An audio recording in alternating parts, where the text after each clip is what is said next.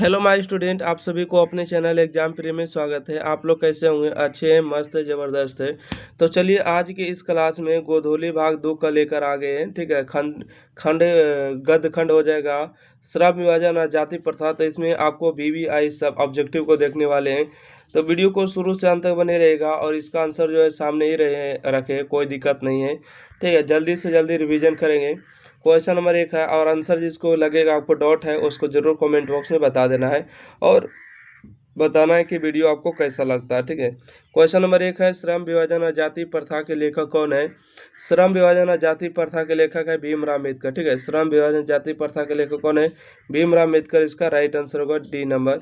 अगला है श्रम विभाजन एवं जाति प्रथा गद्य की कौन सी विद्या है?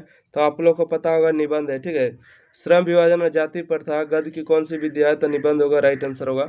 अगला प्रश्न है कि श्रम विभाजन एवं जाति प्रथा शीर्षक निबंध का नाम भाव क्या है? ठीक है, अगला पूछा गया है कि श्रम विभाजन एवं जाति प्रथा शीर्षक निबंध भाव क्या है? तो इसका आंसर होगा जाति प्रथा की व्यर्थता है ना। अगला श्रम विभाजन कैसे समाज की आवश्यकता है? ठीक है, श्रम विभाजन कैसे समाज की आवश्यकता है? तो सब समाज की आवश्यकता, option number A right answer होगा। अगला है कि भारतीय संविधान का निर्माता किसे कहा जाता है?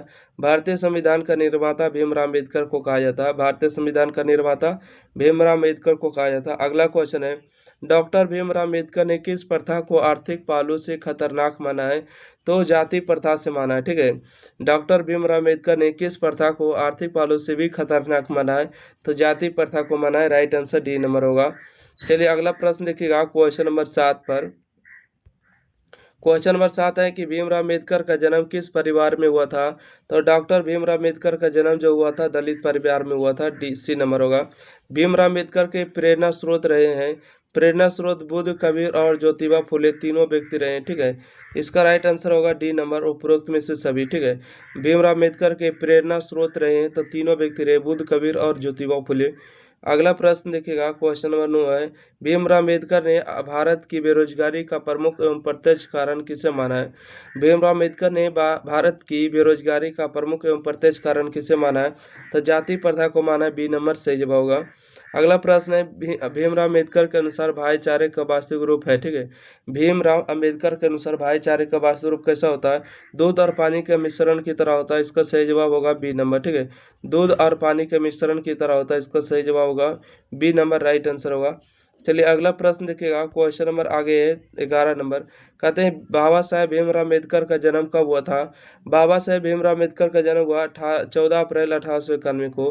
14 अप्रैल 1891 को मऊ मध्य प्रदेश में हुआ था।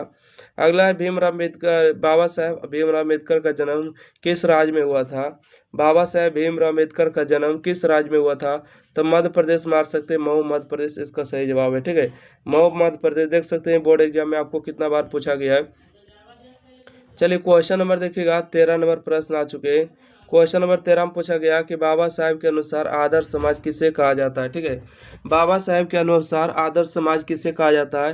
तो सभी कथन सत्य है जिसमें समानता का आधारित हो, बंधुत्व पर आधारित हो, स्वतंत्रता पर अधिकारित हो। कहने का मतलब होता है कि समाज में सभी लोगों को समान अधिकार मिले, भाईचारा पर हो, जिसमें स्वतंत्र हो। वैसा ही भीमराव अम्बेडकर का कहना है कि आदर्श समाज उससे ही होना चाहिए। अगला प्रश्न है कि समाज और राजनीति में बेहद सक्रिय भूमिका निभाते हुए भीमराव अम्बेडकर ने किसको मानवता एवं अधिकार दिलाने के लिए अनेक प्रयास किए? तो अछूतों को किए, इसका सही जवाब ए नंबर होगा। ठीक है, अछूतों के लिए अथक प्रयास किए हैं। चलिए अगला प्रश्न देखिएगा।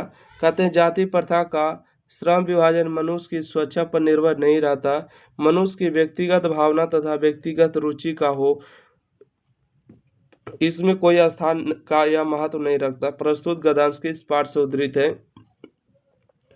श्रम विभाजन और जाति प्रथा से हो जाएगा। ठीक है, श्रम विभाजन और जाति प्रथा से हो जाएगा। अगला प्रश्न देखिएगा क्वेश्चन नंबर 16 है कि जाति प्रथा को श्रम विभाजन मान लिया जाए तो यह स्वाभाविक विभाजन नहीं है क्योंकि यह मनुष्य की रुचि पर आधारित नहीं है। यह पाठ किस विद्या से लिया गया है ना? यह किस पाठ से लिया गया? तो श्रम विभाजन और जाति प्रथा से लिया गया। ठीक है, श्रम विभाजन और जाति प्रथा से लिया गया है। अगला प्रश्न है जाति प्रथा स्वाभाविक विभाजन नहीं है, क्यों नहीं है? जाति प्रथा जो है स्वाभाविक विभाजन नहीं है, क्यों नहीं है? क्योंकि रुचि पर आधारित नहीं होने के कारण। ठीक है, क्योंकि नहीं है, क्योंकि वह रुचि पर आधारित नहीं होने के कारण है। Option number B right answer होगा। चलिए अगला प्रश्न देखिएगा क्वेश्चन नंबर 18 में कि जाति प्रथा श्रम विभाजन के साथ साथ किसका रूप लिए हुए हैं। जाति प्रथा श्रम विभाजन के साथ साथ किसका रूप लिए तो श्रमिक विभाजन का रूप लिए। ठीक है, जाति प्रथा श्रम विभाजन के साथ साथ किसका रूप लिए तो श्रमिक विभाजन का रूप लिए। आदर्श समाज स्वतंत्रता समानता भातृत्व पर आधारित होगा, किसने कहा था तब किसने कहा, भारत माता भीमराव अम्बेडकर ने कहा। ठीक है, भीमराव अम्बेडकर ने कहा, बी राइट आंसर होगा। अगला प्रश्न है कि सभ्य समाज की आवश्यकता क्या है। ठीक है, सभ्य समाज की आवश्यकता क्या है तो श्रम विभाजन चाहिए। ठीक है, सभ्य समाज की आवश्यकता क्या है तो श्रम विभाजन होगा।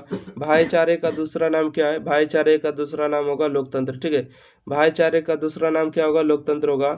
अगला, भारत में जाति प्रथा का मुख्य कारण क्या है।